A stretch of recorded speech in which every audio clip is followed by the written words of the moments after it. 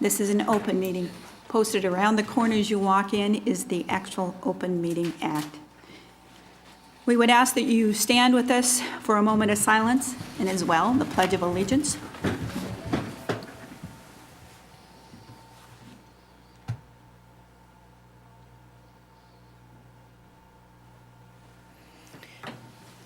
I pledge allegiance to the flag of the United States of America and to the republic for which it stands, one nation, under God, indivisible, with liberty and justice for all.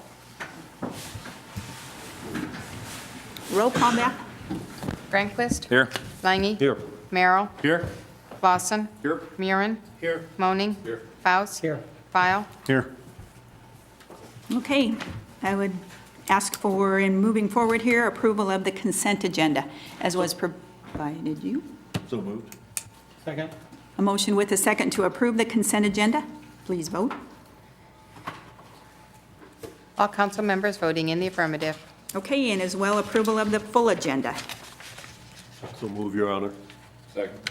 Motion with a second to approve the full agenda. Again, please vote. All council members voting in the affirmative. Okay, with that, we will jump right into public hearings. The first being a public hearing on the Comprehensive Revitalization Community Development Block Grant Projects to request a 12-month extension on 13 CR 007, a budget amendment on 13 CR 107, and a 12-month extension on 14 CR 007. I will open the hearing, and it looks like we have a gentleman up here that's going to address this for us.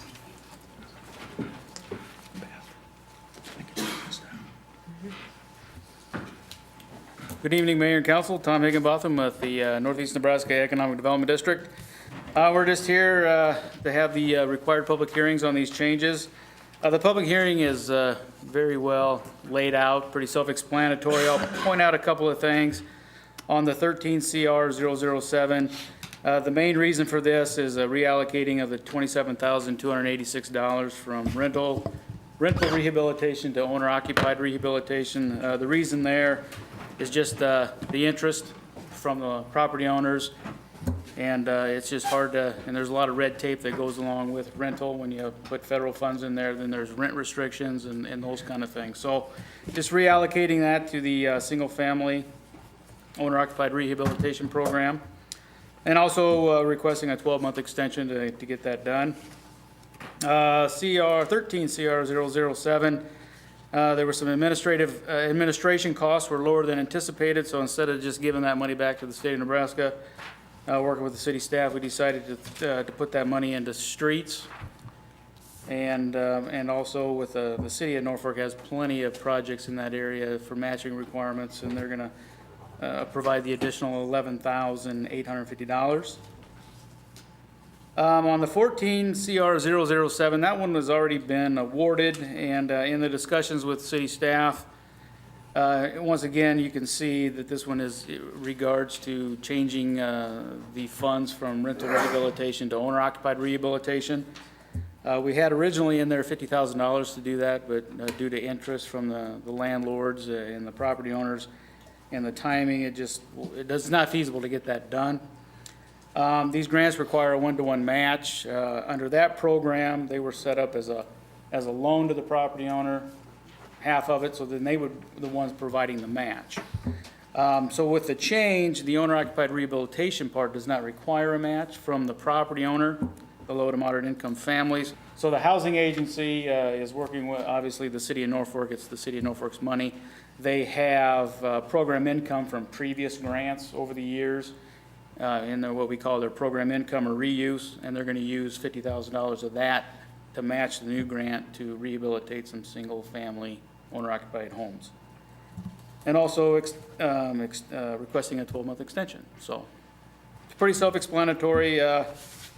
Norfolk's been working on these grants since 2005. We've had a lot of success with these grants. A lot of projects have gotten done, which has stretched the taxpayers' dollars to get more done with those funds. So if there's any questions, I'll be more than happy to answer those. Thanks, Tom. Any questions for him, council? I don't think anybody's going to argue with you that we certainly have been successful in the use of some of that Well, money. you so- should be commended. The city staff works really diligently and hard to maximize these dollars, which, like I said, stretches your own dollars further to do more projects. So, Thanks, Tom. thank you. This is a public hearing. Is there anyone that wants to come forward and speak to this or may have questions?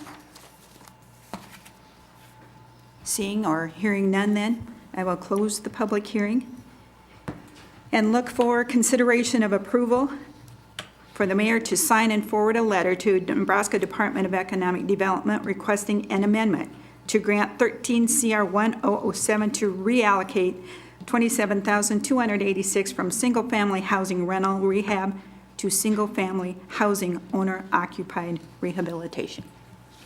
I'll make the motion, Your Honor. Second that, Your Honor. Okay, we have a motion with a second. Any discussion? If not, please vote. All council members voting in the affirmative. And next will be then consideration of approval to sign and forward a letter to the Nebraska Department of Economic Development requesting a budget amendment to grant 13-CR 107 to reallocate $23,700 from the general administration funds to streets and bridges. So move, Your Honor. Second. Motion with a second. Any discussion on this one at all? Hearing none, please vote. All council members voting in the affirmative. All right, and next would be the consideration of approval to sign and forward a letter to Department of Economic Development requesting a budget amendment to grant 14-CR-007 to reallocate $50,000 from single-family housing rental rehab to single-family housing owner-occupied rehab. I'll make the motion, Your Honor. Second. Okay, we have a motion with a second. Discussion at all? Hearing none, please vote. All council members voting in the affirmative. Okay, and next is a public hearing at the request of Charles and Lori Borgman for a zone change from C1, local business, to C3, service commercial at 105 South 13th Street. I will open this hearing and look to Steve. Are you going to give us a briefing on this? Well, the Borgmans are, we need a mic on? I'm sorry? Do you need a mic? Yeah, please, we do. Borgmans are just seeking a zoning change to bring it more into probably what the use actually is there. The surrounding properties are across the street where CVS and Walgreens and the bank, I believe, are all C3. This has seemed to fit right in with the rest of it. Okay. 105 South 13th Street is where we are at. This is a public hearing. Is there anyone else that wants to come forward and speak to this or may have questions? Okay. Seeing none. Council, as I look to you, any discussion or comments on this? All right. Do we have a planning commission report, Beth? The Norfolk Planning Commission held a public hearing at the request of Charles and Lori Borgman for a zoning change from C1 local business to C3 service commercial at 105 South 13th Street. The applicant has been operating as a car lot on this property for 10 years with a conditional use permit. Prior to the car sales, another dealer held a conditional use permit as well. The Planning Commission recommends approval on an 8-0 vote. Okay, with that, I will close the hearing and ask for consideration of ordinance number 5353, which would be amending the zone district from C1 to C3 at 105 South 13th Street. Your Honor, I'd move consideration of ordinance 5353. Second? We have a motion with a second. Any further discussion? If not, short title, Beth. An ordinance of the City of Norfolk, Madison County, Nebraska, amending the zoning district map of the City of Norfolk, Nebraska, providing when this ordinance shall be in full force and effect, and providing for publication of this ordinance in pamphlet form. And with that, I would ask you to vote. All council members voting in the affirmative, ordinance 5353 carries on first reading. Your Honor, I'd move since there was no opposition and nobody else to speak to it, that we suspend the rules and pass this on second and third reading. Second. We have a motion with a second to suspend the rules and pass ordinance number 5353 on second and third. If no discussion, I would ask that you vote. All council members voting in the affirmative, ordinance 5353 carries on second and third. All right, and next is a public hearing at the request of Off-Road Speedway for a 9-year hard surfacing waiver at 2904 Old Highway 8. I will open the public hearing and look to, who's speak? I'll speak, Sir? Your Honor. Off-Road Speedway is requesting a 9-year waiver. The 9-year waiver corresponds with the conditional use permit that was passed in October of 14. This is for approximately 600 by 650 field, where they park the cars out there. They're requesting a hard surfacing waiver for that large part of concrete there. They'd have poured their apron, as their conditional use permit states, entering from Grandview Drive, and they have also poured their handicap accessible stalls. I was out there this morning and walked on them, and they transmit handicap folks all the way up into the grandstands, as it should be with hard surfacing. So that's where they're at with the hard surfacing at their facility, and they're looking for a waiver for 9 years to see what comes next. I'd be happy to answer any questions that you may have. Okay, again, this is a public hearing. Is there anyone else that wants to come forward and speak to this or may have questions?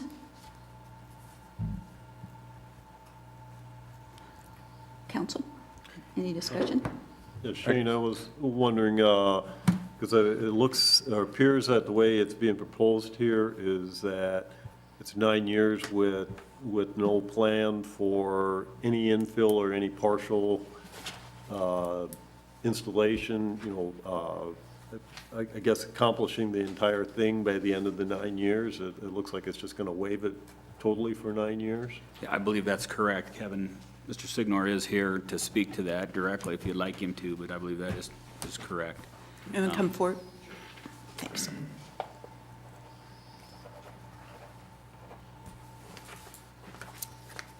The agenda is you state your name and sign in for us, if you would. Kevin Signor, the Off-Road Ranch.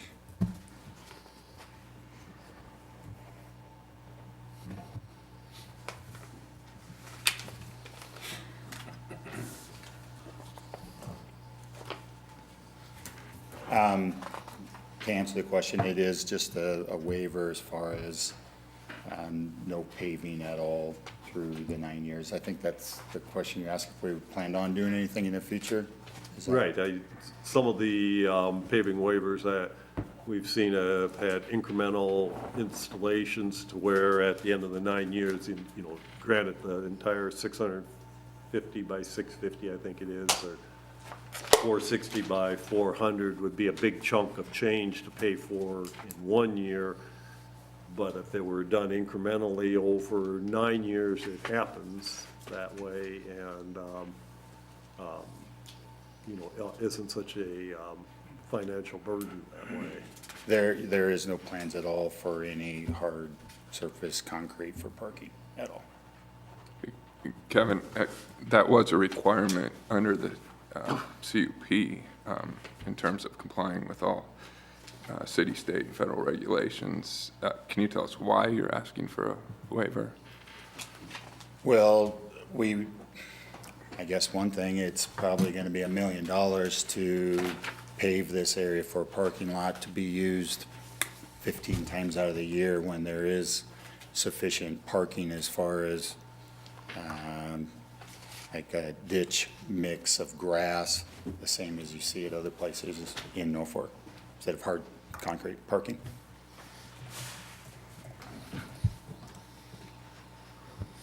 We have examples.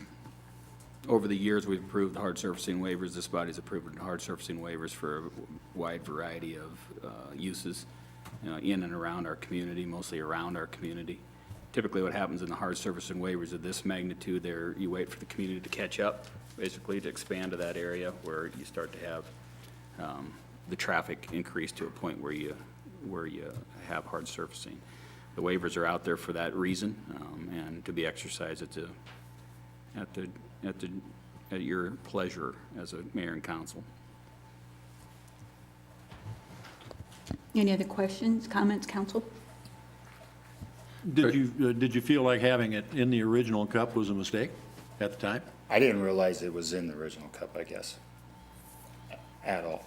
I don't know where, I guess I'd like to see where it says I had to concrete that. Maybe it said something different that I, It says in number 12, there shall be compliance with any other applicable city, county, state, and federal regulations that apply, including but not limited to the following hard surfacing requirements: landscaping requirements, buffer yard requirements, floodplain permitting, stormwater requirements. and I understand that part, but I didn't think it was a requirement for the parking lot, I guess. Even, I mean, we have a parking lot. It's a grass parking lot. By no means did I feel or still feel that I wasn't following the cup. Apparently I may have been, but, and it sounds like we should have had this, asking for this waiver before now. And I realize that, and that's why we're here now, I guess. And you were before the planning commission on this waiver as well, right? Yes, it was before the planning commission. The planning commission recommended approval 8-0. Was not a public hearing, was not held at that time. And the reason is because planning commission wants to look at it from a pure planning perspective, not a political perspective. So then the idea would be they looked at it, they made their recommendation to the mayor and council, or mayor and council then looks at it, the planning recommendation, and then any other input that would come from a public hearing process. Yeah. I guess I remember at the time, the discussion of the CUP, we were assured in a lot of ways that the permit would be, the requirements of the permit would be followed to a T. I've had some neighbors express concerns about some of those requirements not being followed, and I'll say first, to a general extent, I think Off-Road Ranch has done a good job of seeking to fulfill all those requirements, but there have been some concerns stated about trees not being planted yet. Is there? Yeah, we're not planting trees till fall. You just don't plant trees now, they'll die. Well, I mean, during the spring? We didn't have time, we were building a track, so I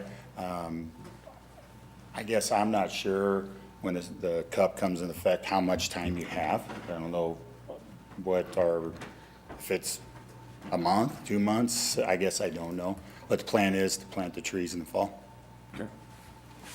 I can tell you, staff's got a list, and I think I shared this with the council, and I can go over it if Mayor, if you'd like me to, a list of items that were complaints and they've been addressed or in the process of being addressed. The trees was one of them. That, as Mr. Signar explained, he's planning on doing that in the fall, which is when most trees are planted.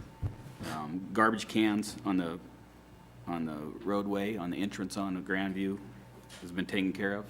It's been taken care of. They have been moved a couple times by somebody. When they leave the Speedway gate, which is not even before they get to their car, we have multiple trash cans, and we don't let people leave with any beverages or whatever, unless it might be a water or something, but otherwise we got trash cans there. So since then, we have taken it, clear out to the entrance. It's not being used, but it is there. I got this report from Trent Howard, our prevention manager. The entrance was short on paving from the 150 foot, and that's been corrected? There's 139 feet, and it has been corrected, yes. 150 feet. 4 neighbors haven't seen anyone picking up garbage. The high school coach of Madison football team, they do it every Sunday morning, so I'm not sure. That's not accurate, I guess I should say. It is being picked up every Sunday morning. 5 was a racetrack I can just read the responses here, Kevin, I don't mean to put you on the That's spot. okay, I don't mind.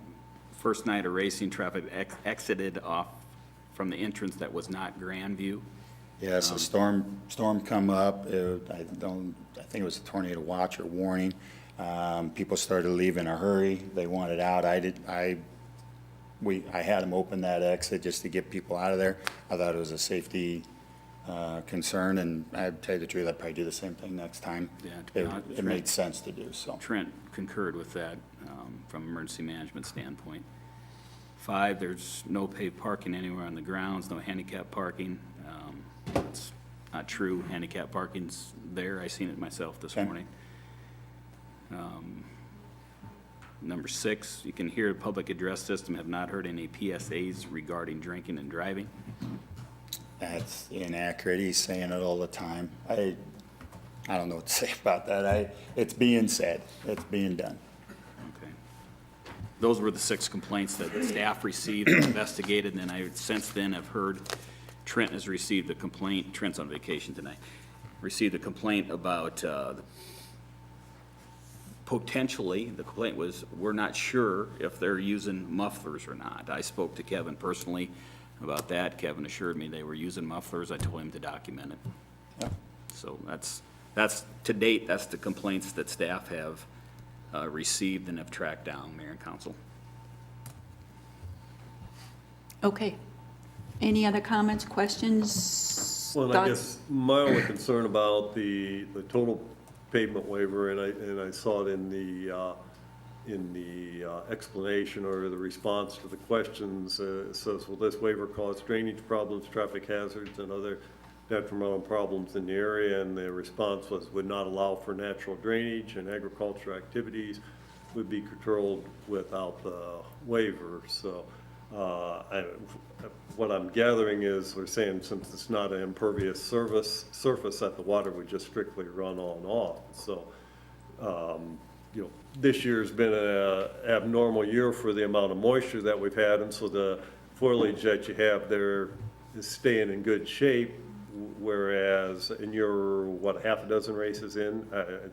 Yes, right at that. Then you have another, So we're maybe halfway point. so you have another 6 left to go or so. That way, I think the concern is that you get 8, 9 weeks into it, and if we have a normal hot summer, the foliage is all dead, and suddenly we've got big dust bowl out there. So even if it wasn't paved, I was wondering if there was any consideration to putting some type of gravel or limestone surface down, which would be a pervious surface and allow moisture to get into the ground. It is completely, we spent quite a bit of money putting grass in, and the whole thing is grass, there is no dust.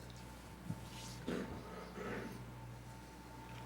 mean, that's concern is that with the amount of traffic on it, that it would be in a not so lush summer period that we'd turn into a dust bowl. Kevin? Is it irrigated then somehow? Is it grass? Is it white water? No.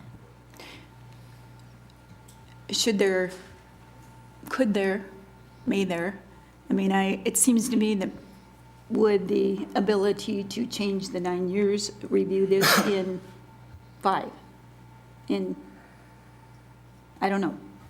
I understand, and again, it's, as Shane has commented too, it's not unusual that we do something like that.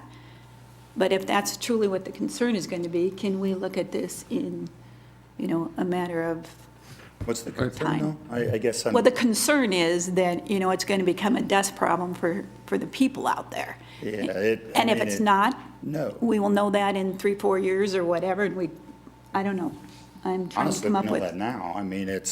It is. You're comfortable with that? It's solid grass. It had to be like somebody's lawn stirring up a dust bowl. It's a lot of grass there in that So area where we park. Grass was just planted this spring, all right? Last fall, actually. Looks great. I should have brought pictures. It's fully grown Actually, I have in. a picture. I do have a picture. I didn't mean I guess, to take a picture of the grass, but there is grass out there. as one of my concerns, and I agree with Kevin, I'm not sure why this wasn't talked about back when we had multiple discussions Right. about the CUP at the time. Well, and again, you know, there is, asking for a waiver is not uncommon on some things, whether it be sidewalk waivers, sometimes out in residential, or, you know, in areas that are not a built-up residential area yet, or just as in this case. But I don't want us to be looking at this like the 9 years is a real, I don't know. Jim, your point is well taken, if that's truly what the concern is, but we got somebody that would like to comment on this in the back? Just a quick interjection. The racetrack that went away was completely dirt, had nothing on its parking lot. And that's just a comparison going back to history. Going forward, I guess I'm curious if Divots has a waiver, because that's kind of a similar situation. I'm asking if these waivers are available, and they are an established waiver. I guess you would want to consider it strongly, just from those standpoints. I mean, what's fair and what's being used, and Shane has already said that these are things that are already established, and as long as you have somebody who is willing to make sure that they address it, it's not like he's here fighting on anything. He's addressing those areas, and he got 1 year in on this track. I was neither a supporter or an opponent of the track. It had nothing to do with me. But just on the surface, I'm just making that comment. Yep, and your point is well made when you talk about divots as we go out there and for the different concerts and things that happen probably about the same time, same number of times in a season, the full concert, And it's a smaller area. yeah. My only What was my- question is, you know, I understand what Jim says, and he's right. If it turns into a dust bowl, do we have a way to adjust this? Like in, let's just say 3 years, there's a drought and it does turn into a dust bowl. Is there an option then that he could put some gravel down or some rock down? And It's my belief you can call a conditional use permit if you can call it into question at the council's prerogative if one of the points of the conditional use permit has been deemed by staff through the council not to be met. And I understand what Chuck said, I understand what you're saying, and I think you're perfectly right, because you have grass there, it's not doing anything. The only concern would be, again, what Jim brought up is, or somebody did, about the handicap. I wonder if we need a little area for handicapped people to get wheelchairs, or they have That's that, taken right? care of. It's under Yes, that's Yeah, taken then care of. Then I, okay, thank you. Okay? Any other discussion? I'm sorry? Okay. Are we ready? Anybody else? Any other questions, comments, whatever? Do you I want think on a positive note, I've heard some positive comments about, and the racing experience people are having out there now has been it's been quite a drastic change from what they've been in the past. So when you get up here and you're kind of getting beat up a Yeah, bit. right. you Well- know, just so you know that there's a lot of positive out there too. Thanks. And I think even in the email, that exchange that we had, there was very positive comments, and certainly the noise, which was a real concern of many, was felt to be well controlled. So, yes, efforts by all certainly is a positive, so. And also, I'd say, just for your information, we've done 2 hard surfacing waivers within a half mile of off-road ranch. One was for an ag use, and one was for a heavy industrial use. And that was for The a limit, no, One was incremental, and I believe one was for the period of the CUP. okay? We've done all, depending on the circumstances, mayor and council have done some incremental ones, as Councilman Lange expressed, and then we've done some that ran with the conditional use permit. Okay. All right. Thank you, Kevin. Thank you. Can I say something? Sure. I just want to say 2 things about the resolution. I'm not so, the first question is that where the conditional use Is your says. mic on, Klein? I think so. I think so. Where the conditional use permit says that you have to apply with these things, and the condition that Councilman Moaning mentioned said that includes the hard surfacing. I think that if you pass this waiver without any insertion of something in it that says you have the opportunity to to modify the waiver or to require hard surfacing at some future, I don't think you've got the ability to come back and do that again. I don't know what Steve thinks about that, but the conditional use permit merely says you have to comply with these things. If you throw this waiver on top of it, I don't think you've got anything to come back to. You've waived it for the term of that. That's my reading of it. So if you want to preserve that, I think you ought to put something back in here. Also, if you look at the resolution, I don't know what was intended by provision number 1 on the top of page 2, which gets to what Councilman Lange is talking about, which states that said hard surfacing modification of the lot shall follow the attached phase diagram. That leads you to believe that there is some phasing like that, which Councilman Lange was asking about. Mr. Signor said there wasn't, and when you look at this, I don't know what that really adds. So I'm not sure what was intended with that. Steve, it doesn't look very, it doesn't look like it's very, Well, I'm wondering if you could just add some verbiage that would, that the waiver shall not allow excessive erosion either by wind, rain, or whatever. And so at some point, if someone does think it's excessive, I think at that point you can come back through this process because there's a question being raised about that. yeah, I think one would preserve that, but I think it could be preserved, but I guess I just have the two questions. I think if the council wants to be sure that they're preserving it, we ought to add that language, and that language you ought to consider adding that language to it. And secondly, I don't understand, maybe I'm just dense. I don't know if anybody understands what paragraph 1 of the conditional use permit says, what item number 1 says. Well, if we're concerned about dust, it isn't vegetation. I mean, if you got vegetation there, that's gonna be better than gravel. Picking up gravel, and I mean, that kicks up more dust. And I think as far as knocking down the dust, the vegetation is your best way to go. And then I also think if you got an individual coming in here asking for a conditional use permit, and then you change your conditional use permit to add things in, you take all control out of their model, their business model. But the conditional You know use what I'm saying? permit right now, the conditional use permit that the council passed requires this parking lot to be paved. Correct, and they're asking for a variance. And they're asking, Yeah. yeah. For a yes. waiver. Or a waiver. But Waiver. if you change the waiver that they're asking for, you act essentially just taking away the waiver? Well, I was gonna, Councilman Clausen, I was envisioning it sort of like, if you're familiar with the waivers, when you grant a sidewalk waiver, you reserve the right to order that sidewalk placed in at any point in time, that the council believes the situation has changed to do that. I'm just saying that I think you could do the same thing with this waiver, where you reserve the right to do whatever. If, Without having to do anything further? Is that what you're saying? What are you saying, Clint? I'm confused. I'm saying. Within the 10 years Clint's talking about. I'm saying Otherwise, within the a 10 years, if there are problems that Right. develop, that either you identify or the public identifies to you that you think have credibility, we could put some language in there that gives you the right to come back, to go back in and to say, hey, there's a deficiency here, and we want to address that deficiency by this, that, or the other things. I think if you just pass this the way that it is, Yes. I don't think that, I'm not sure that you have the ability to go back in and reprise this for the duration of the 9 years. That's just my reading of it. And I still don't know what item number 1 means, if somebody can explain that to me. It says, the hard surfacing modification of the lot shall follow the attached phased diagram. There is no attached phased diagram. Okay. I see what you're saying now. Okay? Thank you. So I'm just saying it's What's not your very thought clear. there, Steve?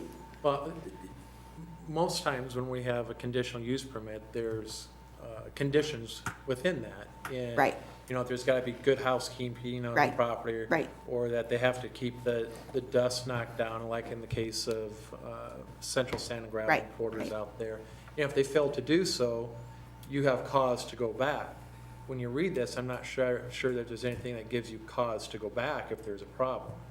And is that what you're saying? That's what I'm saying, two things. I'm saying, without adding something, there's no way for the council to go back until you get a chance to look at it again 9 years out 9 years from from now. now. There's no cause And the listed here. second thing I'm saying is, I'm sorry, but if somebody could understand the attached phase diagram in paragraph 1,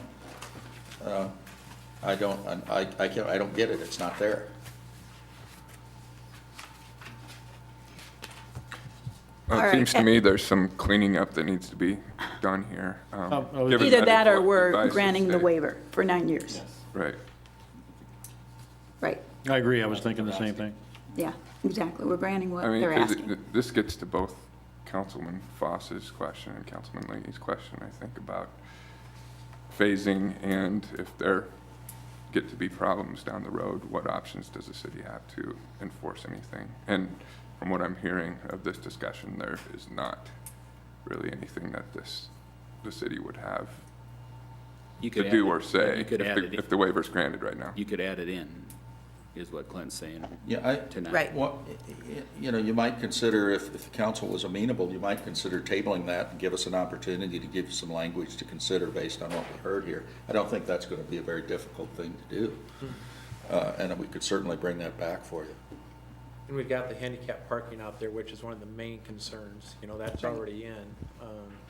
So I think there's plenty. Time for, I guess I'm confused on why you're asking for a variance because Your you're putting in. a waiver, A because waiver, you're- sorry, yeah. a waiver on your conditional use permit so you can add vegetation or for your erosion control. That's what they're doing. So But that's, we're our- saying in 3 years, if it's dusty out there, we're gonna make you pave it? I mean, why bother coming in and ask for We're coming up 9 with year? another solution. it's a safeguard. That's the way I look at it. I think what we're asking for is, if it gets dusty out there in As a long as couple of years. safeguard. That's why it's set for 9, I mean, that's why you got 9 years. So, I don't know. It's never gonna get paid. Tell you that, I'm not spending $1 million to pay it, so I don't know if that matters at all, but it's part of the requirement. better, it's a better parking lot than the last 50 years at the old racetrack. It's a complete 100% where they park is grass, solid grass. It's just as good as divots. Just as good. And so I don't think that condition in there that's saying that, you know, you want to prevent that excess erosion, if it's as good as what you're saying, it's a non-issue. Yeah. It's better than paving, because then you could come up with erosion. But it's Oh, really not. then there Whatever shouldn't be any if problem it's adding the safeguard. In the future, it's a non-issue. I agree, yes. I would move to table. Second. okay, we have a motion with a second to table. We're still in public hearing. Okay, right, I'm sorry. Still a public hearing. Anyone else that wants to speak to this or has comments? Okay, then I will close the public hearing, and we have a motion. Can I go forward with the motion now? Okay, so we have a motion with a second to table, and what we're tabling it to do is to have staff work on an addition to this waiver that will, in fact, give us, if need be, the ability for further conversation should there be concerns, and is that what we're saying here? Yes, you'd have the opportunity. I think we can give you some language that would allow the council to revisit the issue if need be, basically. Okay. All right. So for clarification, this is just a motion to table, not Right, not right, anything to do with it. right, right, right. So all we're doing is tabling it to come back at probably 2 weeks for a final read on how that waiver will be set up. Please vote on that tabling. Voting on the motion to table, Councilman Langy, Merrill, Murin, Moaning, Faust, File. Voting against the motion, Granquist and Clausen. Motion carries. Okay. On to the next thing under a regular agenda here.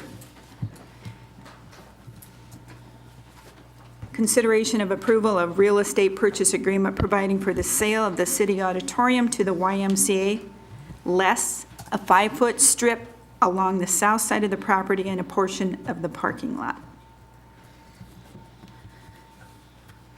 I'm looking for a motion for consideration here. So move, Your Honor. Second. Okay, we have a motion with the second, and we're ready for some discussion. The discussion is to, again, real estate purchase agreement. We've met since, a subcommittee of elected officials, subcommittee of the YMCA has met since the last meeting and discussed, tried to capture to the best of their ability what was said at the meeting at the auditorium. I think they went a long ways, personally think they went a long ways to getting that done. What you have before you is the memorialization of that in a purchase agreement, along with the second reading of the ordinance for the sale of the auditorium to the YMCA for $1. We ran that purchase agreement, obviously passed the YMCA board, and they have no issues with it, and this is a step towards that purchase happening. So I'd be happy to answer any questions. We can go through the purchase agreement if you'd like. If you have any particular questions about that, I'd be happy to try to answer them. I think it'd be wise to go through the purchase agreement. Okay.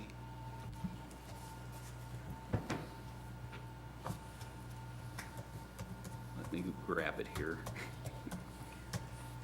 Do we have the ability to put that up?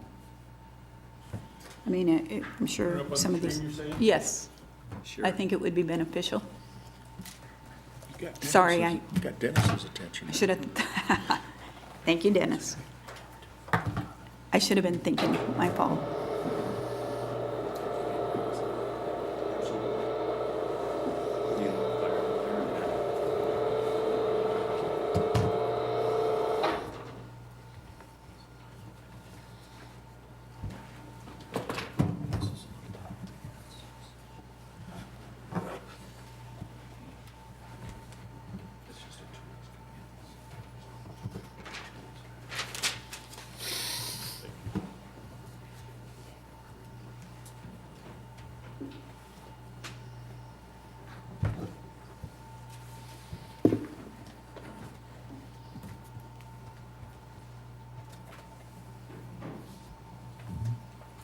All right, this is a purchase agreement that was hatched out of the subcommittee meeting with the YMCA and elected officials.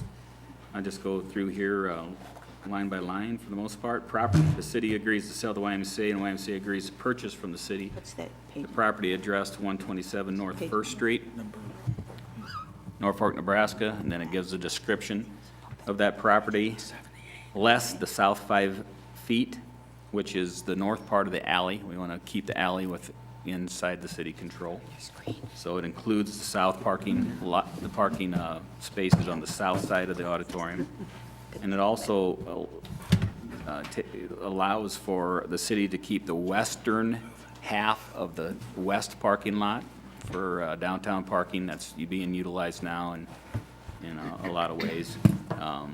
So it keeps that in the city's possession as well. It does transmit the property, the eastern part of the west parking lot to the YMCA as part of the purchase for their parking for this building. 2, lot boundary change of property being purchased herein is depicted as a hatched area in attached Exhibit A, which basically is showing the auditorium and the parking lot. And it explains what we're gonna do with the lot boundary change to make all that I just said come together as far as the alleyway and the parking lots. Purchase price, the purchase price to be paid to YMCA to the city is $1 upon closing. Title insurance, YMCA may at its option obtain title insurance. I'm paraphrasing here. If you want me to read word for word, I can. Closing, the date of closing of this agreement shall be on or before the first day of November 2016. That seems like a long ways off, but that was put in there on purpose to allow for the other nonprofits to potentially use the YMCA the auditorium one more year with the YMCA's agreements. YMCA advised that they'd be willing to offer it in April, late April, early May for a week to 10 days for those events the next year, so that allows that to happen through some sort of lease arrangement with the city until the closing date of 2016. If that doesn't happen, at the wise option, they can close prior to that. Real estate tax. Shane, the other thing that would need to be necessary if you were to do that would be then that in addition to the lease that you're talking about, there would be a lease from the city to the YMCA that would reserve the right for the city to lease it to those groups that you were talking about. And so we haven't prepared that, but that's what would have to happen in order for possession to pass. Thanks for that clarity. Yes, it would. We'd have to arrange that lease option if that was to be desired. Real estate taxes, city shall pay no real estate taxes. Any real estate taxes due should be at the responsibility of the YMCA. The deed, at the time of closing, YMCA shall have paid the entire purchase price, and the city shall deliver a quitclaim deed to the YMCA. The Y may survey the property at their expense. Possession and risk of loss shall pass to the YMCA upon closing. Personal property, this sale does not include any personal property, so the chairs and tables and equipment that is in the auditorium, that's the city's, obviously the city's possessions, remain the city's possessions. Underground tank, the YMCA is aware there's underground fuel tank. We're in the process, already gave prevention staff or fire staff the go-ahead to remove it, to line up the contractors to bid out removing that tank. There's a 4,000-gallon underground tank that needs to be removed. The YMCA has no need for that tank, and we are desirous as a city to remove it, and that's part of our responsibility to do so, and we're in process of doing that. 12, option, and this is the long one, and this is a major part of what I was trying to capture. What we heard at the auditorium a couple weeks ago. Parties here to acknowledge that the transfer of the subject property is in part predicated on determination that the transfer is in the best interest of the city and promotes the public health, convenience, and general interest and welfare of inhabitants of the city. Said determination is in part reached after considering the YMCA's plan to repurpose the property to continue to expand its youth gymnastics program and other YMCA programs made available to the inhabitants of the city and the surrounding area. Therefore, it is desirous that in the event the YMCA ceases to utilize the property for the YMCA programs made available to the city's inhabitants, or the YMCA otherwise seeks to divest itself of the subject property, city shall be provided an opportunity to buy the subject property back from the YMCA. The purchase opportunity shall be governed by the following. And then it goes into how we would govern the purchase price. Mayor, if you would like me to read that, I can. Keep paraphrasing, you're doing Okay. fine. In the event the city buys back the property of YMCA, the purchase price shall be dependent upon the capital improvements of the YMCA as made, subject to the property. The purchase price of the city shall pay the YMCA shall be equal to the sum of 100% of the total cost of the capital improvements made by the YMCA in the first 5 years, if they exercise it basically in the first 5 years. 70% of the cost of the capital improvements made by the YMCA if more than 5 years but less than 10. So if they put air conditioner in it and all the improvements that they're contemplating and they're dedicated to make, fire alarm system, all the things that they're going to do, windows, then after, in between the 5 and 10 year period, we had paid the 70% of those costs back.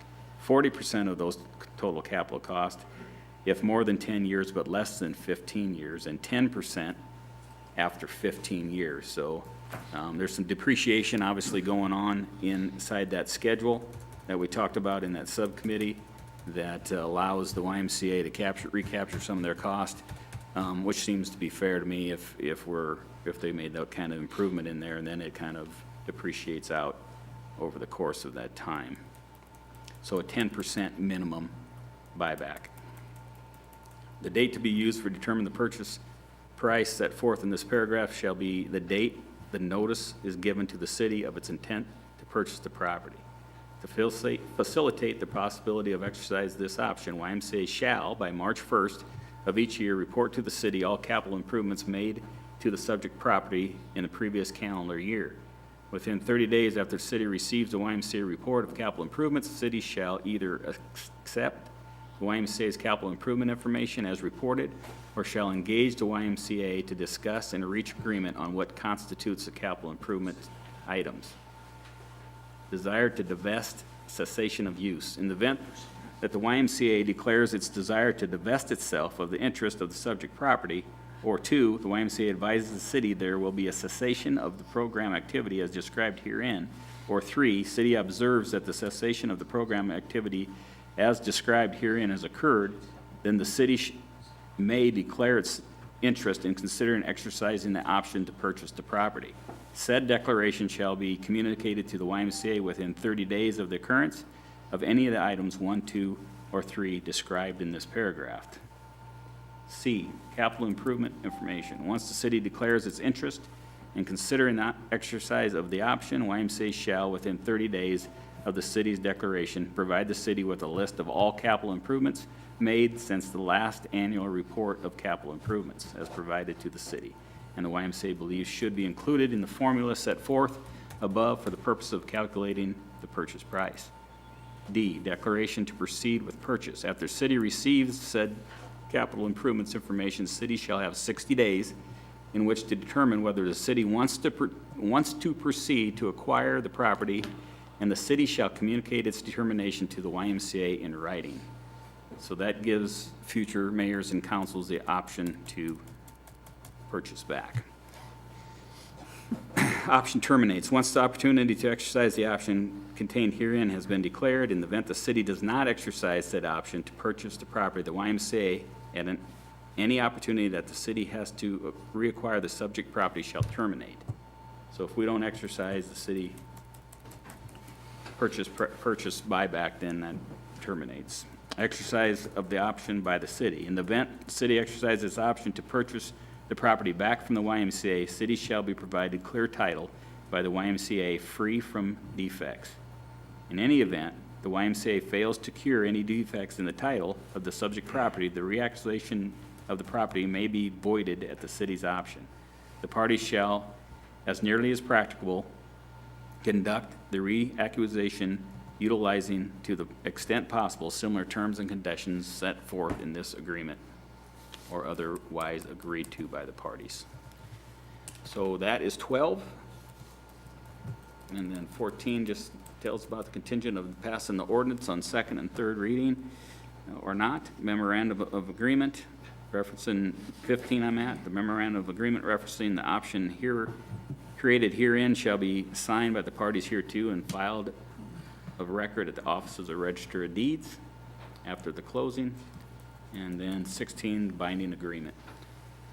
And then appropriate signature blocks, and away you go. There you go. That's was the main, what I think was the main point of contention is if the YMCA expands and decides that the YMCA, or excuse me, the auditorium is no longer needed, then can the city get that back? And that was the guts of that language there to try to protect the city's interest there, and I think it did a good job of doing that.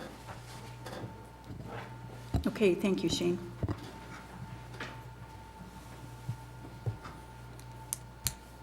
Discussion? Questions? Comments? Come forward. Open hearing, right? Just questions I'd like some clarification on, if I could. I appreciate the work you've done on that. That does assuage some feelings about where that could possibly go. So appreciate the council and the mayor for listening to that. That's a big concern from where I come from. I guess in that, I would worry about the timing. It doesn't seem like to me that if I saw that right, 30 days was the notice, and since the council meets twice a month, I really feel that there should have been a longer 60 days. grace period. Is it 60? The council gets 60 days to react. Okay. If that's what I didn't know what that 30 was. because we thought that's for the YMCA. Okay. Well, I guess the 30 days, you're putting a limitation on the declaration. It makes it look like, and Clint, I clarified this if that's wrong, if we go beyond the 30 days of the declaration of seeing it, does that mean we don't have an option after that 30 days when we see it abandoned? Or it seems like you're putting a limitation on that. There's three things that happen, and what I was trying to do in B of 12 was to say that How do we get there? Well, it seems to me that we get there in one of three ways. One, the city either says, or the Y says that we want to get rid of the property. Or secondly, the Y says they're going to quit the programs that are being there and the building's going to sit there. Or if they don't do either of those two things, I mean, you would hope that they would do that if that's what the case was. Or if the observation C is, three is that if the city observes that that it's just sitting there, then the city has the right to declare its option, its option to purchase the property. Okay, so then what happens is that what I tried to do there is make it possible that each year as you go, and each year as the people at the Y are present that are working on the building, they have the opportunity to declare, this is what we're characterizing as a capital improvement. Therefore, this is something that's going to enter into that formula and make its way down to being part of the reacquisition costs. So it seemed to me that rather than put that in there and 17 years later, somebody says, what are the numbers? We need to keep that, if we're going to have this, if this is going to have legitimacy, the numbers need to be maintained currently as you go along. And the next part of that then says, so either the Y, after the Y has either said we're going to get rid of the property, or the Y quits using it and says we're not going to use it anymore in the future, or the city says you aren't using it anymore, then they've got 30 days in which to show that what other capital improvements might you have made since the reporting for the prior calendar year, okay? If they say nothing, or if they don't respond, then what the notion here would be that then after that, the city has 60 days in which to determine whether they want to acquire the property or not. If they don't provide any information and they had just put $10,000 of property or of capital improvements in it 5 months earlier, it's just not going to enter into the acquisition costs, would be my thinking. So there's impetus on the Y to be timely in regard to that, so that the then elected officials can make a determination about whether they want to proceed or whether they do not want to proceed. And you feel that these are contractually enforceable down the road? I think so. Okay. To answer your question, Chuck, maybe I misunderstood it a bit, but the 30-day, the number 3, the city observes, I think is an important piece of that. You know, the observation is at on the city's watch, whoever that may be. So as soon as we see it, then we have 30 days. I mean, but we get to determine the observation. You know, so we control that observation. Okay.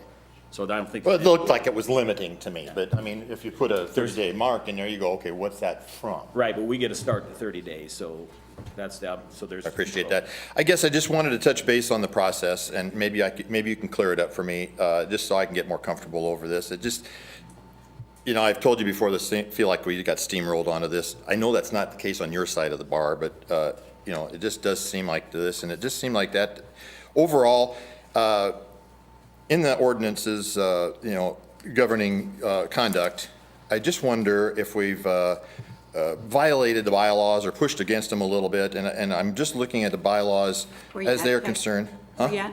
Where you at? What are you reading? Okay, I'm looking at the bylaws on number, ordinance 3625 and 5080. And it says, just no city official or employee in the course of his official duties shall grant any special consideration, treatment, or advantage to any citizen beyond that which is available to any other citizen in the same circumstances. Right after that, that's L. Right after that, M, and it's bolded, preferential consideration of a request of or petition of any individual citizen or group of citizens shall not be given. No person shall receive special advantages beyond that which are available to any citizen. Now, as I read that, it seems to me that the private nature of going out and looking for somebody to, you know, occupy this building for us, you know, for the city, you know, and I don't have any qualms about the YMCA being a great and benefiting from this. That's not in question. Quite frankly, I think the Y could benefit from this, you know, without a sale. I'd put them in there immediately, you know, in agreement. But as far as the process of selling this, it was raised in the last meeting that you guys, when you have city property, you have certain, you know, obligations to the citizens, and I think that indicates that there's two things, and I think I think you've kind of brushed up into this in both different directions. One, the city entered into a private agreement with a private institution, and that's a singular entity. What they didn't do, and what I believe they should have done, is if they wanted to get rid of this building, was, put out public notices that this is what they wanted to do, you collectively wanted to do as a city. A public notice puts it up for all interested parties to come to the table and declare interest at that time. Once that interest is declared, then you have an idea of whether or not you should sell the building or not. Not to any one of those, but just to sell the building. And at that point, you would sell the building. At least that's, in business, I guess I thought that's how we normally would do it. I'm going to tell you right now, I don't have a clue on how the city is supposed to operate that way. The other way I think we've come about it is, the other reason that the city stated they wanted to get rid of this building in the first place was to eliminate the possibility of the city being in competition. Well, entering into this private agreement also benefits an organization and creates a monopoly. I don't think that's the city's intention, but I think that's what you've done inadvertently with this action. So I guess, I asked you to slow your roll last time, and I appreciate the fact that you put it on a holding pattern to discuss that. But I'm really concerned about this. It just seems to me there's too many ways. I've talked to a lot of people, and unfortunately, a lot of people are talking to me, and I really don't want that. I didn't want to be a mouthpiece. It's not where I work better behind the scenes.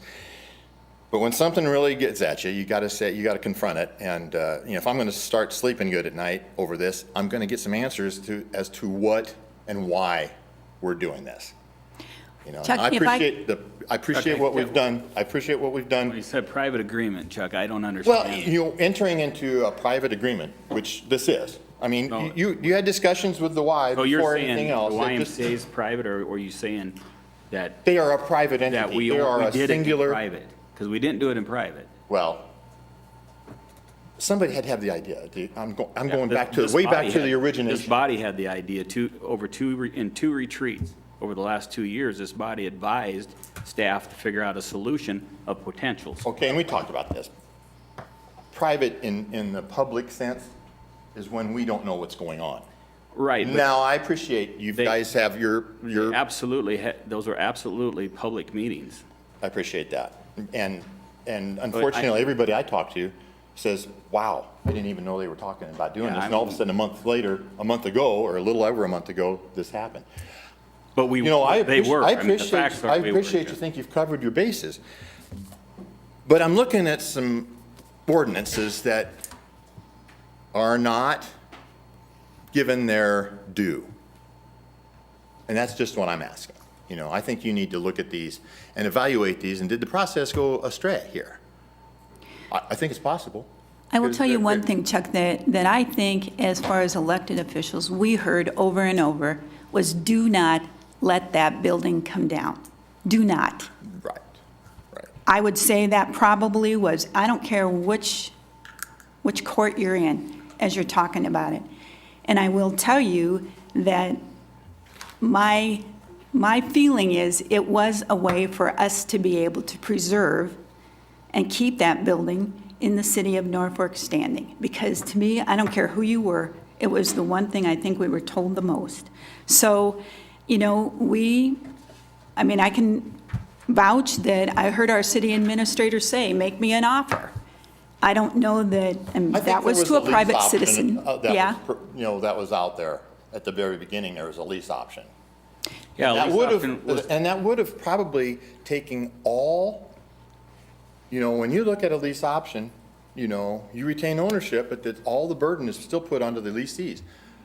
The Y doesn't have this money. I hope you're addressing the fact, they don't have the money. They're gonna have to go out and fundraise, and they're gonna go out and fundraise for another building. And I'm sorry, but, the city is participating in probably making fundraising very difficult for the Y in the future in this city with a certain segment. And that's unwitting, and that's that's Yeah. just, that's just, And that's that's out their there. decision. But the option to lease this, like I said, the Y could have used this building. You said it was underused. I agree. But the Y could be using it now. They could have been in there 2 months ago. They could have been in there 2 years ago by just foresight. And they could have been paying all the bills associated with the daily maintenance to it, because that would have been a very good deal for them. And it would have been a good deal for us. But see, that didn't come to the forefront. It just said, oh, we got to get rid of it. That's not Is the true. Y going Not to true. be forced to do any of the upgrades? I mean, Are they going to be forced to do Well, it? They're yeah, going to be that's forced what to I meet the code. So they're going to be forced to do about $100,000 worth of upgrades. When you say forced, they have to meet the code. So the fire alarm system is the number one thing that needs to happen, and they're going to be forced to do that. So that's going to happen. They're going to choose, by their admission, they're going to choose to do the rest of the upgrades, which includes air conditioning, windows, tuck pointing. If you don't do the tuck pointing, the building eventually will start to collapse, obviously, if you don't do those kind of things. And they understand that going in, Chuck. So do I believe but they're if they going to have do the it? money to do Absolutely. it, will they maintain Well, that's what I not my consider to decision be to a make. city building? You're turning this over and you're saying, well, we can get it back, but we may not get it back in a condition that, you're not necessarily providing equity, maintaining the equity of the citizens without requiring certain things to be done to make sure that they will maintain this property Well, and it does not fall into My only disrepair. response to that, Chuck, is I'll ask you a question. Do you think the YMCA is a good community partner? Well, I do. Well, do you think they have a history of doing things for the community and taking care of their facilities? Yes. So then why would this be any different? Well, I guess as I've stated, I just wonder why they were the only ones brought up, and did you think that they were the only ones that were qualified, And if so, why did we point to a singular entity as opposed to opening this up to where the building, you could have the same agreement with somebody else, and we could still have the full use of the facility as is, so. You mean with a private individual other than YMCA? Possibly. I mean, I know you think that benefiting a nonprofit is a good thing. Yes. It's hard to disagree with that, but this is a city property and it's worth a lot of money. As a citizen of the city, I'm saying it's worth well more than $1. Are we getting our value out of it? I doubt it. And by circumventing the process that I believe you should have taken, by offering it up and saying, we're going to sell this building, public notices, meetings, let's find out if there's anybody's going to garner any interest. And if there's only one person at the table, the why, then I can see you going through this process. But that didn't happen here. It seems like to me, and when I say private meetings, private per se, conversations that were taking place, let's do this to benefit them. Well, they're a singular group, they're a singular entity, they're a Absolutely. singular I group. spoke to the YMCA about that, and they spoke with me about their gymnastics program and finding a location for them, because as you heard in the testimony, that the YMCA has been looking for a number of years for their gymnastics program. And from a community perspective, I want you to consider the fact that the YMCA is a good community partner, and this is a valid program that can grow and attract young families here. So it seems to me that there's a great consideration to having a program of that magnitude occupy a city facility that has some benefit to the city long-term. And from this agreement, we can buy it back from them. So we protect all I guess that. let me ask you, you want to. Versus selling it to a private person, Chuck, that can, I don't know how many private business owners would want to buy it and have all the clawback language that we have provided in this agreement. I don't know how many would want to do that, You not might be very right. many. But you asked me the question, Shane, and I'll just answer it as I leave. You asked me, is the Y a good community Partner. partner? Well, from my perspective, they're grabbing for the ring, because they can get this for $1. When all they had to do was empty one of their gyms and put their gymnastics program in the existing building they have, emptying one gym, and they could have a multitude of programs here in this building in any other fashion, but they've only focused on the one thing. I think, And that's all I they've ever can't focused speak for on the- was Chuck, but I can tell you gymnastics. what, first of all, you or I don't manage the YMCA. You don't, I don't know their programs well enough and how they manage their day and on to see if that would be facilitated. I know they considered it because we talked about that in depth. I can tell you that. So they considered their programs and how the management of that was. I also know that the gymnastics program, to my knowledge anyway, is the only program, the YMCA, that is already off-site and happens to be a half a block away from this. So the ease of that probably went into their decision-making.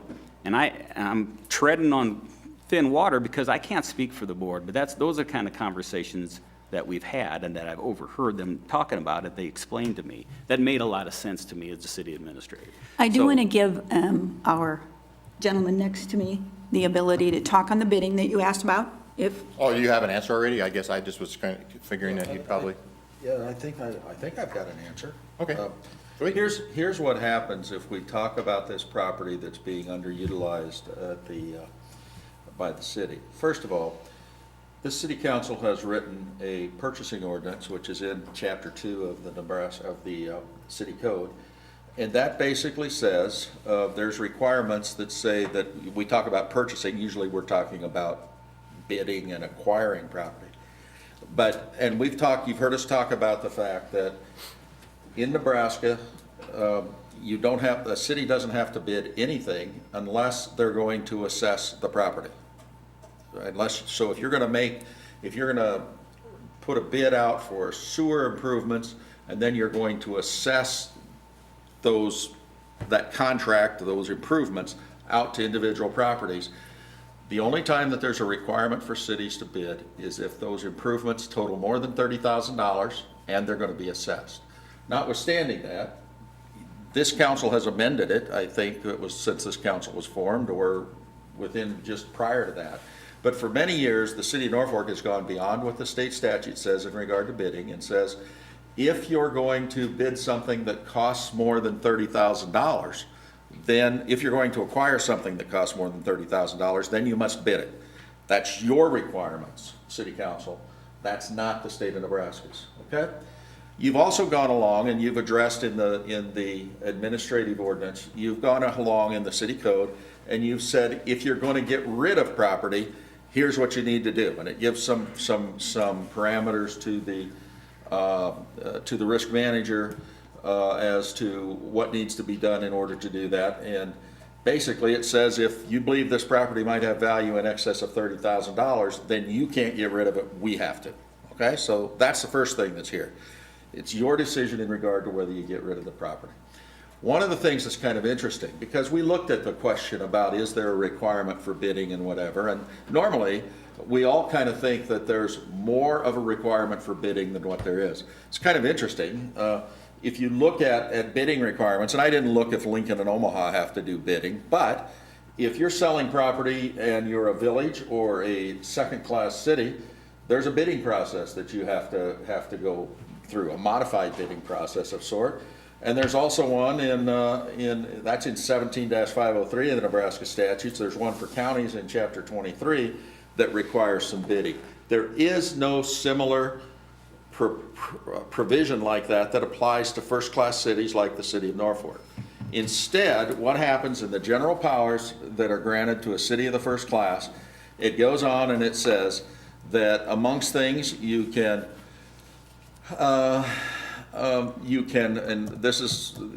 sell, convey, exchange, lease any real or personal property owned by the city, including parkland, in such manner and upon such terms as conditions as may be deemed in the best interest of the city. Then it goes on and talks about special things if you're giving it to the armory or whatever it is. So what that purchase agreement, if you choose to embrace it, says is that purchase agreement basically says that it's your determination that compared to the way things are now, the best interests of the public are the best interests of the public, the best interests of the city are served by conveying that property to the YMCA in the manner that's suggested there. It talks about everything from what they're paying you for it, which isn't that much, what improvements they've committed to make, either by code or by the representation that they've made to you as well as to the public at large, and then what protection do you have on the back end, and it's primarily reflected in the buyback provisions that are there if it doesn't go forward. So at the end of the day, there is no, in my opinion, I'm not aware of any bid requirement for a city of the first class, And the question, which has been out there for months now, is whether what you've got before you is upon terms and conditions that you as elected officials deem to be in the best interest of the city. 2 final points. I appreciate your information, Clint. I'll leave with this. That property is going to be taxed, correct? They're not, are they tax exempt? Probably not. Okay, if it went to a private entity, let's say, okay, so it won't be taxed, and that's fine. I have no qualms about that. But the assessor is the one who will set the value on that property, going to be based on like principles, you know, and they're going to do that. Whether or not, no matter what the sale price is, that's going to be in excess of $500,000 on that building based on other buildings that have sold. So that kind of gives you some guide as far as what the real value of that building is. It's more than that. And I don't think I got the question to the answer, but I'm going to reread this. Preferential consideration of the request or petition of any individual citizen or group of citizens shall not be given. No person or group shall receive special advantages beyond that which are available to any other citizen. And that's all I'm hanging my hat on. But hey, I thank you for your time and your efforts in this matter, so, your deliberations.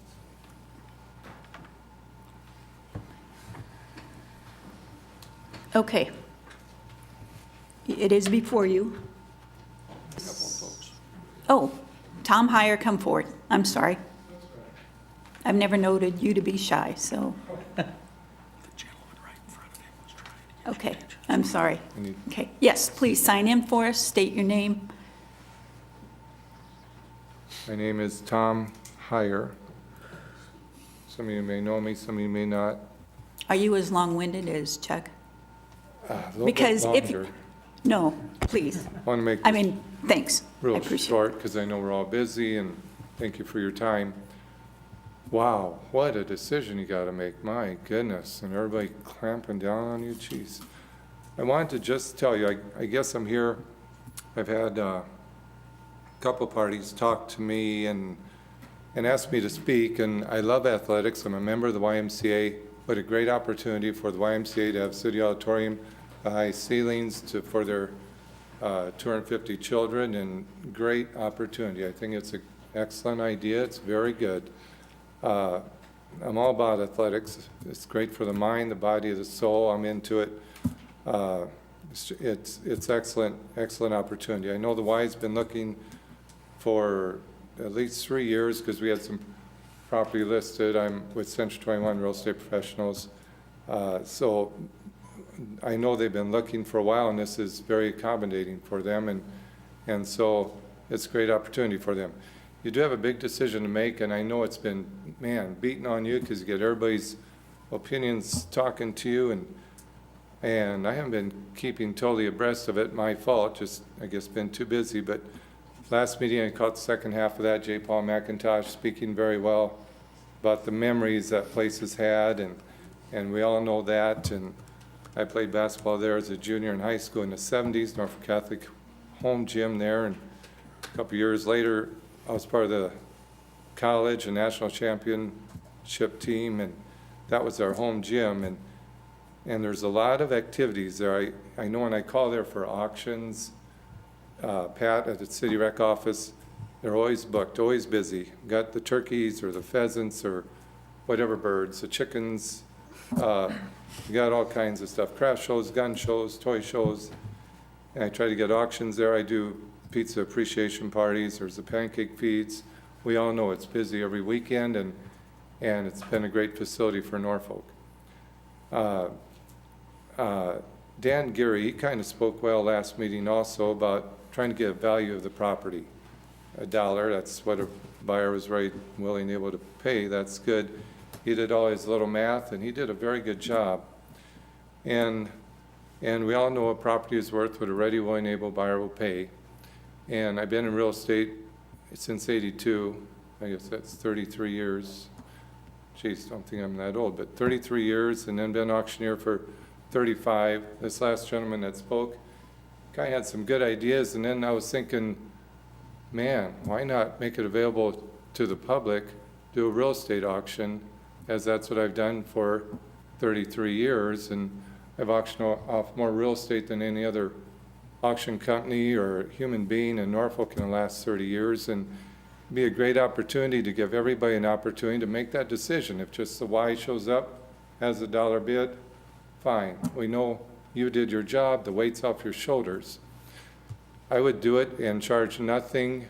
You can close whenever you want to close. You sell it as is. You get 20% down the day of sale. Tom, I can't let you advertise standing forward here like this. I'm sorry, but I wouldn't charge I for get it. services. I just want to help the Okay. city and the citizens. I'm sorry, I don't.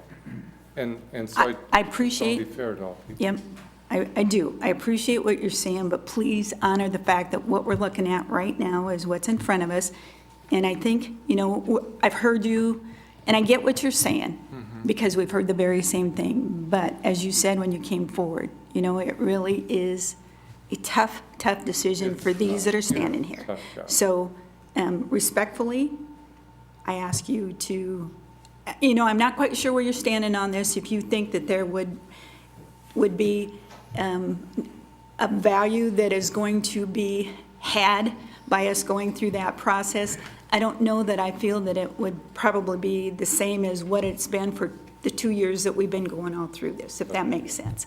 Definitely. I'm just saying to generate the most money for the city and be fair to all people. I got you. That's- But, go ahead. You've been in the real estate business 33 years. Yes, Do you think there's an actual buyer out there besides? yeah, I do. Okay, but let me just ask the question, Tom. Again, what we've been asked to do is preserve that Yep. building. Yep, yep. And I you, got one more question though. Do you think the other buyer would agree to the contract you just read through? you'd have to let it be known that. You know what I'm saying? I mean, that contract, I don't know, Right, it's. it wouldn't be the same contract going forward. Right, because you wouldn't give that option to buy back. Yeah. So do I need to let every, So is that, but in the best intent? I mean, I'm seeing what you're getting at, but is Yeah. it better for us? Yeah, obviously, we've been speaking about this for a long time. I've talked about the lease back and forth, and that's really Right. kind of gone nowhere. So we're here at this today. Now, what's best for the community? Is it better for the community to have an opportunity with the YMCA to buy this building with this agreement, or we would have the opportunity to purchase that building back? I mean, Chuck, you were talking about, I was listening to what you had to say, and so what's best for our community and moving forward? Obviously, I don't know a buyer who would, besides an entity like the YMCA, would really want to look at this sort of contract. I mean, you've been in 33 years, you're going to tell me the same thing. So I'll leave it at that, I guess.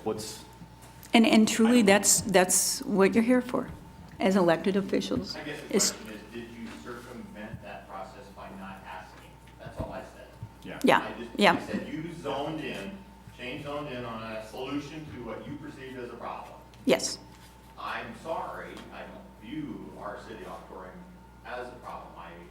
I view it as a responsibility to the citizens of Norfolk and our heritage and our accessibility for places to gather. That's what that building was designed for. That's why I've been tasking you guys so hard on this. I think you've missed it. And I appreciate that, Chuck. And please understand that we have heard that. I want you to know that. But it comes back to what is it that this elected body feels. And, I think you've heard it, but at the 2 meetings we've had, you said you were impartial. I know Shane's not impartial because he speaks very passionately from the heart. yes, he does. But you said at the first meeting you were impartial and you only wanted the I guidance do. of the community. Yep. Well, you got 2 meetings, and the majority of those 2 meetings, the people were against the sale. And you know what, Chuck? It usually is that way. It's those that are negative to it. We've had I have not heard anyone on the street that has come up to me and made the comment that we're not doing the right thing. I mean, that if the council goes forward with the YMCA, just because it is something that is going to be every single day. Pardon Do you me? think that's because of your position? Because And maybe, I don't know. argument because of somebody. Maybe it's yours. Exactly, exactly.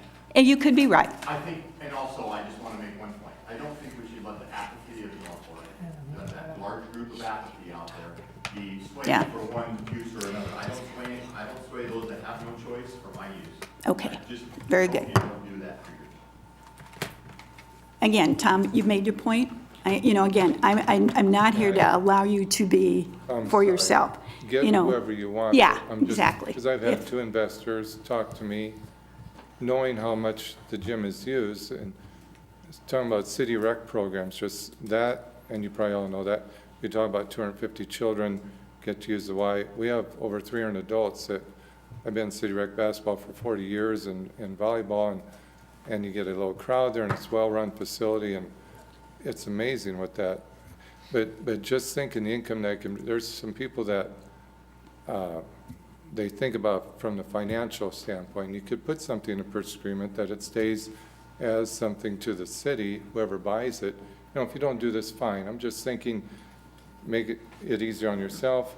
Let the city of Norfolk decide as they would come to the auction, have whoever you want. I don't care, but in your best interest, and this is a Norfolk, that might be a thing to do.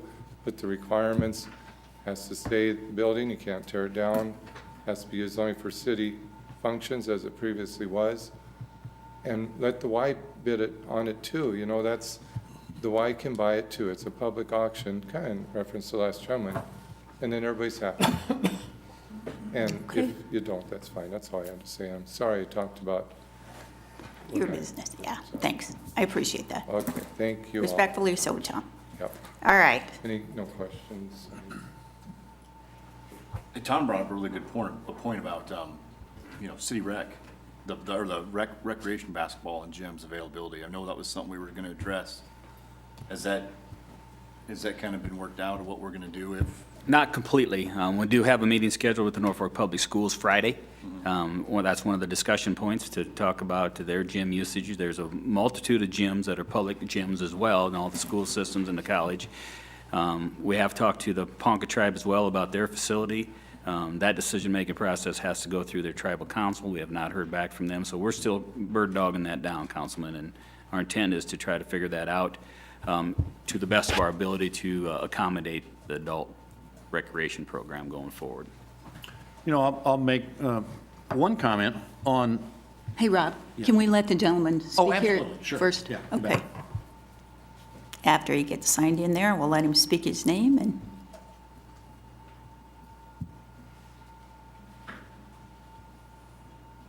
Hi, How are you? I'm Don Zobek, and I live at 701 Skyview Circle, and I'm here just as a citizen. I had one question I'd like to have answered. When the auditorium was given to the city of Norfolk, was there some stipulations that they were supposed to keep it forever? Or what were the WPA? laws that would handle a sale? And I was wondering about that.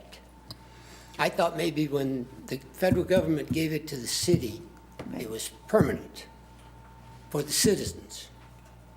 And I think, I'm ashamed to say you folks are thinking about selling it, because I think it belongs to the city of Norfolk. And it served a generation, it's serving this generation, but next generation, it won't be there. So I think you ought to reconsider. As far as I'm concerned, the YMCA is a good organization. They have property out here on Benjamin. They could build a building for their gymnastics that would serve 250 kids, where the auditorium serves a lot more than 250 people. I think you ought to consider that. Thank you. Okay, thank you. Okay, I'm sorry, Rob. No, that's quite all right. My comment, and I think Chuck left, my comment was that we followed the law in this. We had our retreats. Our retreats are open meetings. They're public meetings. They're reported upon, in the newspapers and what have you. Public notices are given. Could we go over and above that? I suppose we could at any time we wanted to. If the city has a pickup truck that has come to its useful end as a city asset, we could send a notice to everybody in town to say, hey, come and give us a bid on this pickup truck. But we don't do that. We did follow the law. So if in that, I'm not seeing preferential treatment behind closed doors given to to the YMCA. They had a legitimate interest in the building, and when that happens, you sit down and you start negotiating about things. But I just want to point out it was in the eye of the public that this is taking place. So you also have to figure out, we're going back here a couple of years, and it's pretty easy in hindsight to say what we should have done, but we did it the way we were supposed to do it. So there's no backroom politics here, I guess is what I'm trying to say. We know that. And with that, I guess I would ask Shane, during the course of discussion, public discussion about this, were there any other private entities that came forward and said, hey, look, we'd be interested too?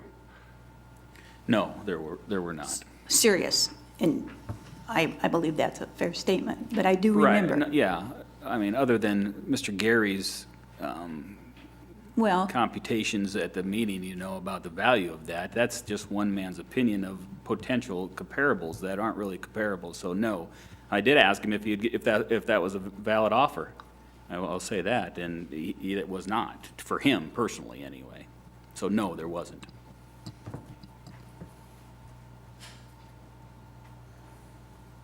further discussion, thoughts?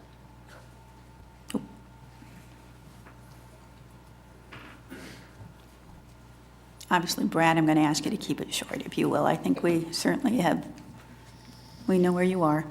Okay, my name's Brad Glazer. And Clint, you were saying in the discussion with Chuck about selling property, was something on $30,000? Was that on selling and purchasing, or? They're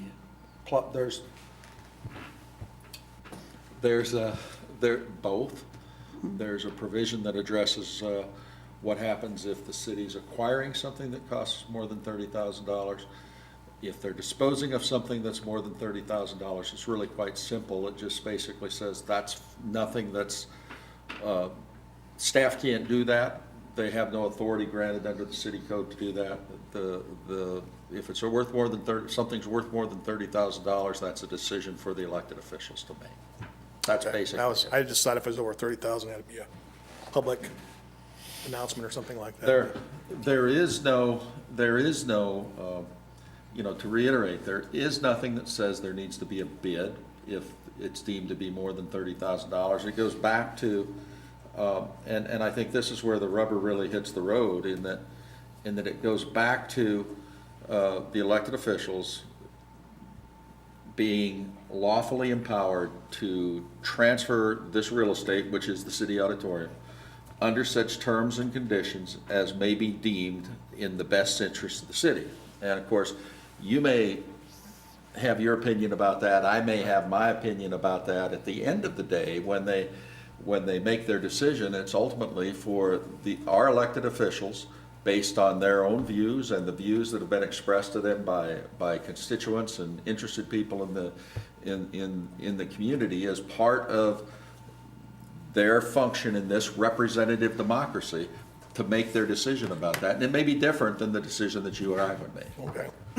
That's just a question I had. And then, how long has the Y, Shane, been actively looking or engaged you to inquire about properties, or? Oh, I would say year and a half, roughly. I guess I didn't write it down exactly. 2 years ago, at the retreat again, Mayor and Council asked staff to find a solution for the auditorium that was being underutilized. And through that process, and then they reaffirmed that again last year, and through that process, I was told that about the gymnastics program and the need for that from the YMCA's perspective. So I think the YMCA might have reached out to Councilman Faust and told him that as well, and he told me, and we went forward and started talking about it and seeing if that interest was real. And then this spring, Brad, I went to Randy and I said, Randy, if you guys are interested in that, please make a solid offer on it, and the mayor and council will consider it, and that's what's before you tonight. And then from the contractual thing that was drawn up since the last meeting, it says events can be still taking place in there and through November of 2016, is that correct? Or it says on or before what I read on the, It doesn't say whether events can take place in there. What was contemplated through the subcommittee meeting, Brad, was the YMCA at their option said that we would open up a time frame, about 7 to 10 days at the end of April, beginning of May, that we could allow, or they would allow other events to take place okay, I because thought I they got to was take. reading it something about the closure date of the, The closure date is contemplated absolutely by November 2016. so events would still be possibly happening next spring there of 2016 or not? No, next spring, could you have events there? Yes. Yes. If, at the If it may. YMCA's option, you could have events there. We could lease it to the YMCA until then, and they can have, if they choose to, they can have the nonprofit groups come in there So during their that time. ownership would take effect immediately then, or after, if the? We would passed? contemplate a lease arrangement with the YMCA. Okay. Go ahead, Clint. Well, what was contemplated and what is recognized or what the date of November 2016 does is it provides some options. If this is approved by the council, it provides some options. Those options include, as Shane said, an opportunity for the Y to select a time. And I don't know if they committed to this or they were saying they were chewing on this exactly. But it would allow them, what I would envision is they might come and they might say to those groups, hey, we could be out of here, or we might be willing to be out of here at this particular time for this duration. If you can get in here and use it at that point in time, we'll make it available in the spring of 2016. If this were to go forward, they were to approach y'all and make that request and nobody took them up on the deal, then the closing says we could close anytime prior to November of 2016. If that were to happen, it would be sooner as opposed to later. I was just trying to understand the verbiage. Does that make sense? Yeah. Does that make sense? And then the other thing that's in there's some complexities here that I don't think any of you want to get me into about when property needs to be transferred in order that the property which the city owns doesn't have taxes on it. There's a target time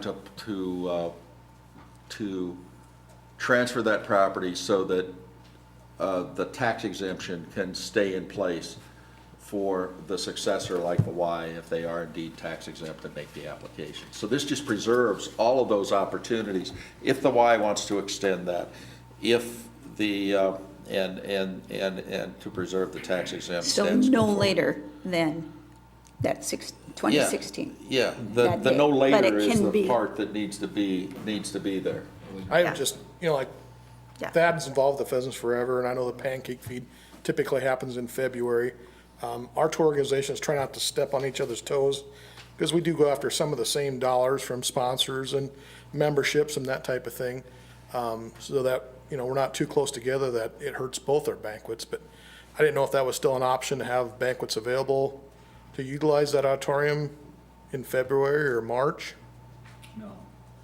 Not if this is embraced tonight, February, March timeframe is out according to the YMCA. YMCA, we're looking at, again, at end of April, Brad, beginning of May, that's when the gymnastics program is finished. Okay. And then they could move that equipment at that time and open up that window. Now, on a lease arrangement, if the city still owned it till 2016, then the alcohol type events at the pleasure of the mayor and council could still be accommodated. After the YMCA owns it, they still have the opportunity to accommodate non-alcoholic events during that time frame, that specific time frame at the end of April, beginning of May is what they communicated to us. And I Yeah, well, think the just- YMCA is here, and if I'm speaking wrong, please speak up. But that's what they are communicated in the subcommittee meeting, Okay. okay?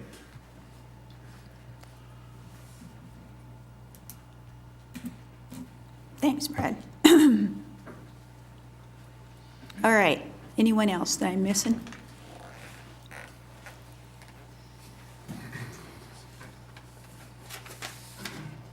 I was not gonna do this, but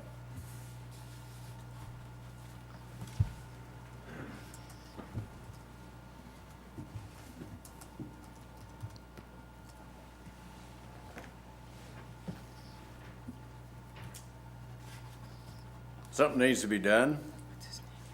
Speak, Heard. say your name for the record. Oh, I'm please. Dwayne Goff, I'm sorry.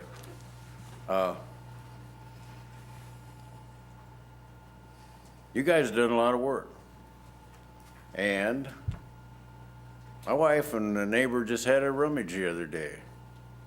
Guess what we got rid of? Stuff we didn't need, stuff that wasn't producing. And I got in at that and I thought, you're not too far off of doing the same thing. And I would vote, if it was my vote, to close this deal tonight. Okay, Dwayne, thank you. Anyone else? I'm not trying to. Okay, you know what's before you. Let's see, where are we? Right here. Right here, number one. We had a the real motion. estate purchase. Yep, yep, we have a motion, we have a second. We've had plenty of discussion. Is there more that needs within the council? I'd just like to clarify, second reading, which means we still have Right. more reading. This is the real estate. This is just on the real. Purchase agreement. Oh, gotcha, okay. Can I address, what, Yeah. what we've got here is a couple of things. This is the purchase agreement Yeah. to provide the specificity, some of which was talked about at the last time. One of the provisions Shane mentioned when he went through it is that this agreement, this purchase agreement, if you approve it, is contingent upon the next item, which is ordinance number 5348, which is, if you go forward with that, you're gonna have to take 5348 off of the table. You're going to have to amend it to reflect the picture. I don't think, Dennis, you can show the picture that we had up here of the property, but when we had it up there last week, we had the entirety of that block, Right. that half block. Now we've got we've adjusted it for the alley and for the other part on the west end. So you'll deal with each of those separate, but this is contingent upon the ordinance going forward, ultimately on 3 readings. It wasn't tabled, we don't take it off the table. It wasn't tabled. It wasn't We- tabled? Which We one? voted. Remember, Approved on to. first reading. It was approved on the first Oh, reading. it was on too. first reading, I'm Right, sorry. It just right, needs to be amended. Right, Right. but we're not there yet. Right, Don't jump I ahead. apologize. Okay, so let's vote, if you're ready, To please. approve. We're- Right, All council members voting in the affirmative. all right, and now we're going to look for consideration of ordinance number 5348, authorizing the sale of the city auditorium at 127 First Street to YMCA of Norfolk, Nebraska for the purchase price of $1. Ordinance number 5348 was tabled at the, Yeah, and then it was passed later. right, was okay, tabled right, before it was right, passed. and on June 15th, I'm sorry, and passed on first reading on the July 6th special city council meeting. So with that, I would like a motion to, Introduce it. okay, Introduce right. the ordinance on Yep. second reading. All right? Could I, would move consideration of ordinance number 5348 on second reading. Second? okay, a motion with a second. And we need to vote on that before we can go for, we can amend? want to amend. Okay, so then I need a motion to amend the ordinance as we went through, what we went through. Amending the title, or the legal description. Is what Okay, we're amending okay. the ordinance. Okay, You want to amend the legal description into the ordinance that is contained in the Gotcha. purchase agreement. all right. Does that make sense to you all? All right, my fault.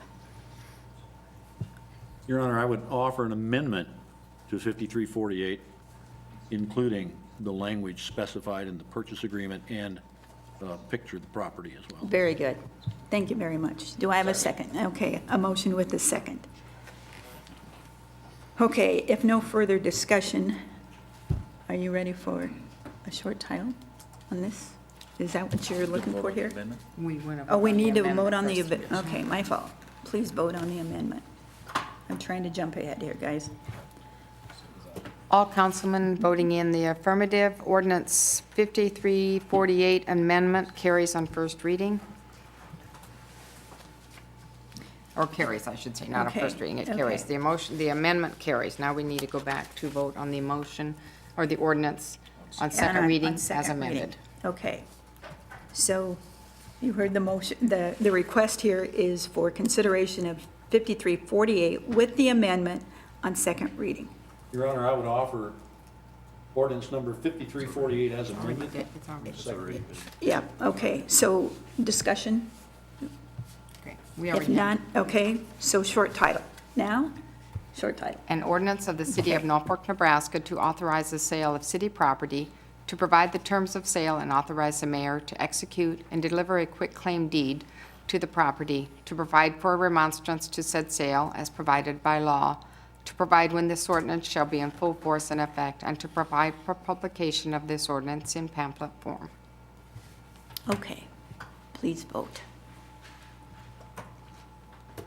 All council members voting in the affirmative, ordinance 5348 as amended carries on second reading. Okay.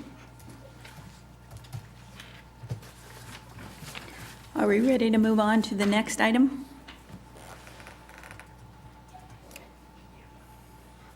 All right, where am I now? Consideration of approval of, we'll look for consideration of approval of. That's right. 5349, annexing a tract of land generally located north of the Walters East Knoll 10th edition, recently platted as Walters East Knoll 11th edition, which passed again on the first reading at the June 15th council meeting and on second reading at the July 6, 2015 city council meeting.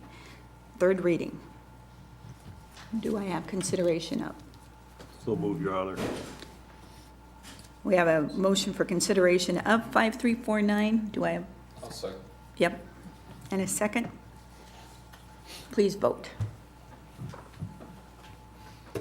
All council members voting in the affirmative, ordinance 5349 carries on third reading. Next is consideration of approval of ordinance 5354, creating paving district number 508, which provides for paving of Westbrook Drive from 110 feet north of East Sycamore Drive northerly, approximately 324 feet, and Abbey Road from Westbrook Drive approximately 392 feet west. Your Honor, I'd move consideration of ordinance number 5354. Second? Okay, we have a motion with a second. Looks to me like we have somebody to speak to this. And I'll be talking about this and then also the following agenda item, which would be for the approval of plan specs and estimate for this paving district. So Great. this is Thanks, covering Mark. both those topics. Basically, this is a paving district in Walters East Knolls 11th edition that we just completed the annexation of on that third reading. It's basically area north of East Sycamore and Westbrook, that intersection. That's an existing intersection, so this would be the street going north of there. This paving district and subdivision is 10 lots zoned as a single-family residential.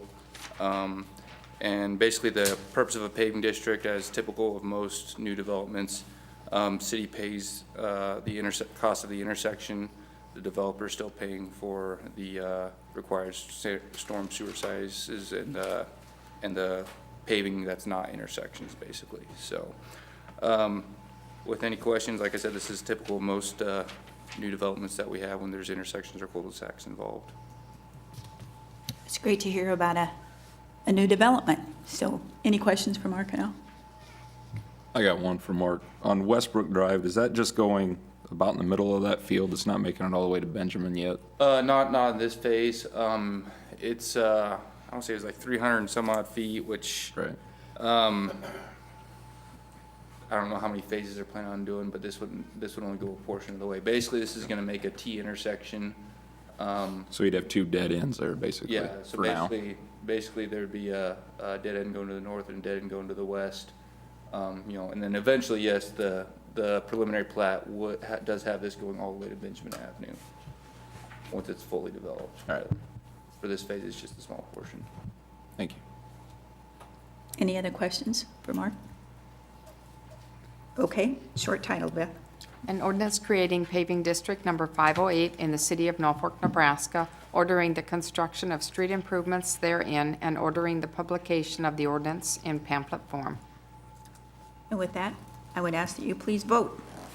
All council members voting in the affirmative, ordinance 5354 carries on first reading.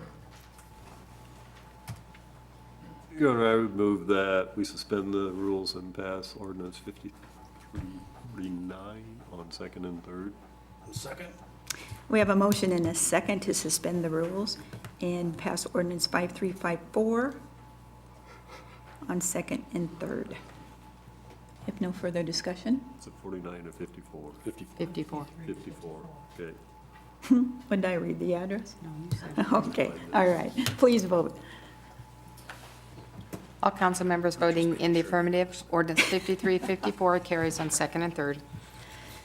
All right, in consideration of the city council approval of the plans, specifications, and engineer's estimate on file in the city offices for paving district number 508, Walters East Knoll 11th edition project, and authorization for the city clerk to advertise for bids. I'll make the motion, Your Honor. Second. Motion with a second. If no discussion, I would ask you to vote. All council members voting in the affirmative.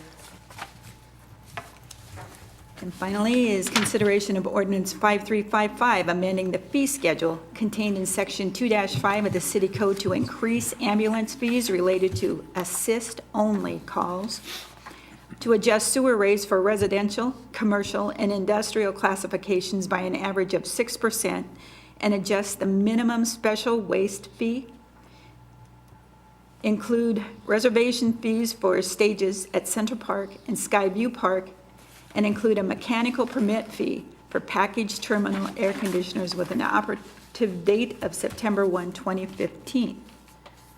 There's a lot included in this ordinance. Do I have a motion here? Your Honor, I move consideration of ordinance number 5355. Second? Okay, we do have a motion with a second. Discussion on this? I would just make, just some clarification. Sure. What it's gonna mean for the average household On the, on the sewer, the rates for $1.99 for commercial or increased by residential $1.99, and it says commercial by $5.88 monthly, right? No, those numbers are per billing period, so that's so it's about $1 a month or, and about $3 a month. $12, $13, yeah, okay, a year. Residential, just get that out there, so. well done. Any other discussion or comments? Okay. If nothing further, short title, Beth. An ordinance of the City of Norfolk, Nebraska to amend Section 2-5 of the official city code to increase ambulance fees related to assist-only calls, to increase sewer rates, to include reservation fees for stages at Central Park and Skyview Park, to include a mechanical permit fee for packaged terminal air conditioner, to provide when this ordinance shall be in full force and effect, and to provide for publication of this ordinance in pamphlet form. Please vote.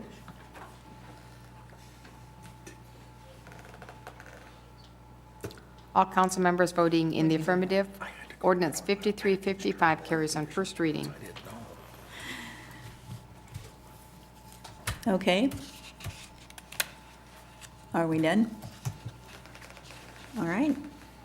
With that being said, seeing nothing further on the agenda, I take it we're going to be adjourned then.